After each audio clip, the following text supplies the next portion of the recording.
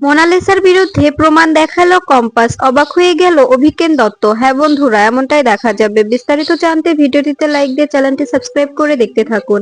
গল্পের শুরুতেই দেখা যাবে বিহান কম্পাসের সঙ্গে থেকে গেলে তখন কম্পাসের হাতে হাতে কাজে সাহায্য করে বিহান। এরপরে এটা দেখে খুশি হয়ে যায় কম্পাস। কম্পাস বলতে থাকে, আপনি সবসময় আমাকে হেল্প করবেন?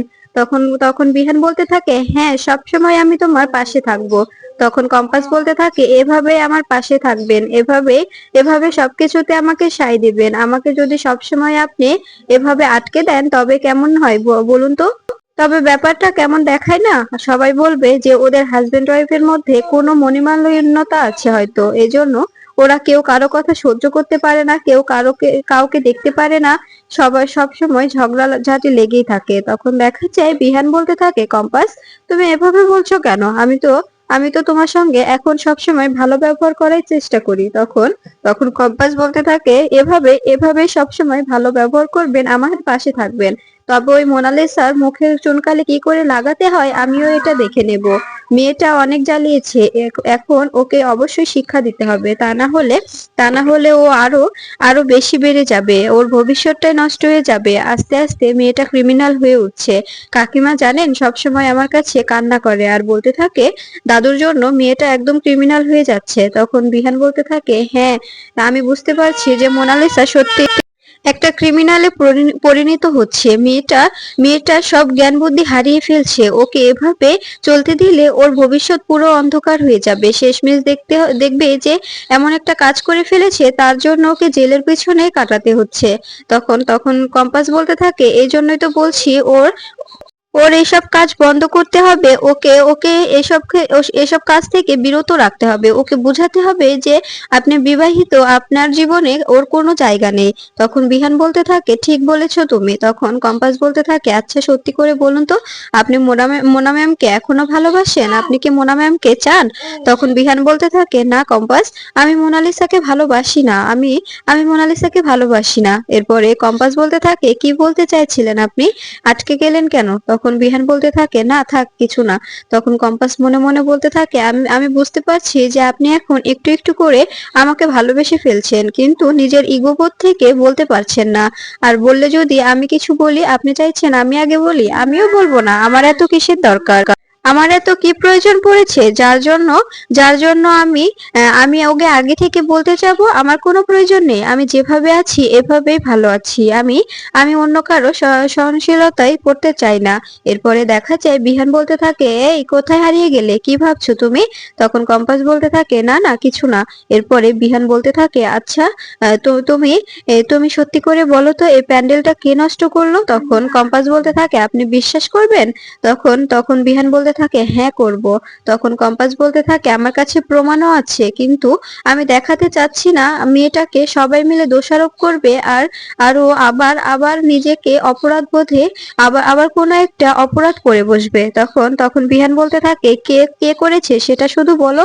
মোনালিসা, তাই না? আমি খুব ভালো করেই জানি এটা মোনালিসার কাজ ছাড়া আর কারোর কাজ নয়। তখন তখন কম্পাস বলতে থাকে, হ্যাঁ, আমাকে কাকিমা আগে থেকেই বলেছিল যে দাদু ওকে পাঠিয়েছে এই প্যান্ডেলটা নষ্ট করার জন্য। এজন্য আমি আগে থেকে সবকিছু ব্যবস্থা করে রেখেছিলাম, যাতে ও এই কাজটা করে চলে গেলে আমি আমি সবটা আবার নতুন করে তাড়াতাড়ি শেষ করতে পারি। তখন তখন বিহান বলতে থাকে, ঠিক করেছো। আর ওর মা বলেছে তোমাকে আগে থেকে, তবে তুমি আমাকে জানাওনি কেন? তবে আমি আরো সিকিউরিটি দিয়ে দিতাম, তবে আরো কিছুতে এগুলো নষ্ট করতে পারতো না, তোমাকে এতটা কষ্টও করতে হতো না। তখন কম্পাস বলতে থাকে, এটুকু কষ্ট কিছু না। আমি ছোটবেলা থেকে কষ্ট করে আসছি, আমার কাজ করে অভ্যাস আছে। আমি ছোটবেলা থেকে এই কাজ থেকে ও কাজ, ও কাজ থেকে ও কাজ করে এসেছি। তাই আমার কোনো কিছু হবে না, আমি আমি করতে পারবো। তখন দেখা যায় বিহান বলতে থাকে, মেয়েটা সত্যি সত্যি ওর দাদুর কথা শুনে একদম ক্রিমিনাল হয়ে যাচ্ছে।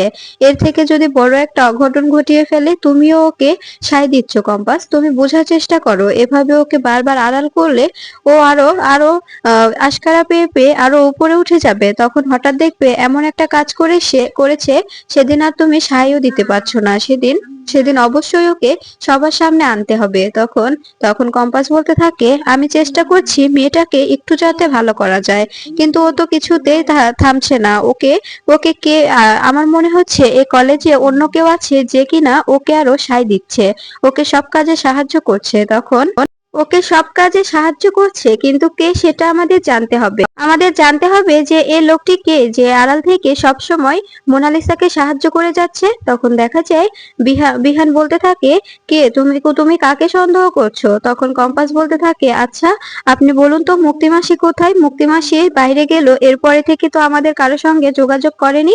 ও ওনার ওনার সিমটা একবার ট্রাই করে দেখুন তো, উনি সিমটা খোলা আছে কিনা। তখন দেখা বিহান সিমটা ট্রাই করে দেখলে তখন দেখে সিমটা খোলাই আছে। তখন কম্পাস বলতে থাকে, আমি তো এটাই বলছি, উনি যদি এখানে থাকে তবে ওনার সিমটা খোলা থাকার কথা নয়, ওখানকার সিম চালু করার কথা। আমার মনে হচ্ছে মুক্তিমাসি এখানেই আছে, এখানে থেকে মোনালিসাকে এসব কুবুদ্ধি দিচ্ছে অভিকেন দত্তের সঙ্গে হাত মিলিয়ে। আর আর আপনার বাবা যে অভিনয়গুলো করছে সবটাই তার লোক দেখানো, সবটাই লোক দেখানো। তখন দেখা যায় বিহান বলতে থাকে, এসব কি বলছো তুমি কম্পাস? তখন কম্পাস বলতে থাকে, হ্যাঁ আমি যা বলছি সব ঠিক বলছি, সবটাই ওনারা প্ল্যান করে করছে যাতে আমাদের সবাইকে এসব কিছুতে ঘাবড়ানো যায়। তখন তখন দেখা যায় বিহান বলতে থাকে, যদি এটা সত্যি হয় তবে আমি কিছুতেই ছাড়বো না, কিছুতেই ওই অখিলেশ চৌধুরী অভিকেন দত্তকে ছাড়বো না আমি।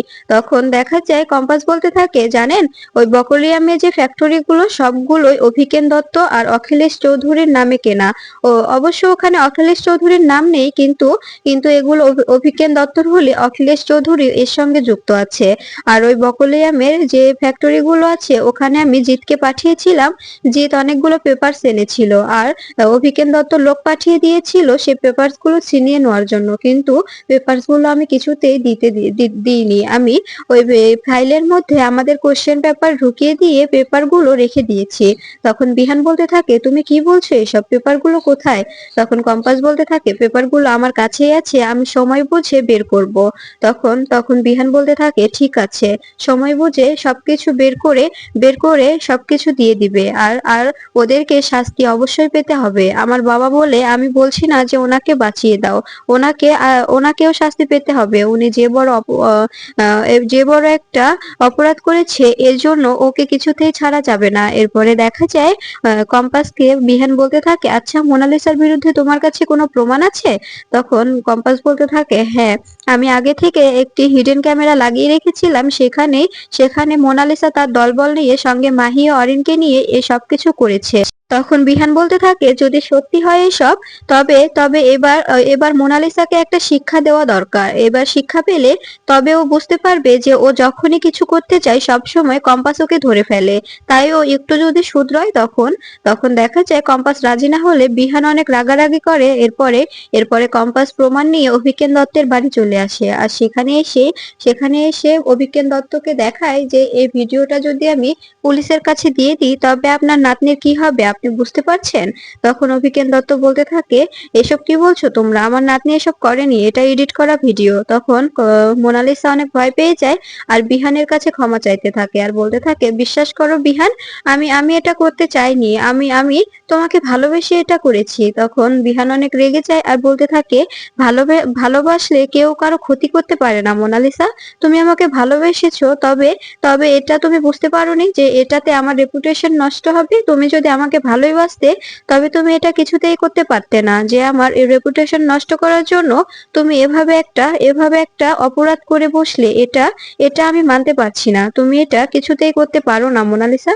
তখন দেখা যায় মোনালিসা বলতে থাকে, বিশ্বাস করো বিহান, আমি এটা করতে চাইনি। তখন তখন দেখা যায় বিহান বলতে থাকে, এটার জন্য তোমাকে শাস্তি পেতে হবে। তখন তখন শেষটা এসে কম্পাসকে বলতে থাকে, কম্পাস এবারের মতো মেয়েটাকে ক্ষমা করে দে, এরপরে যদি ও কিছু করে আমি নিজ দায়িত্বে ওকে পুলিশের হাতে তুলে দেব।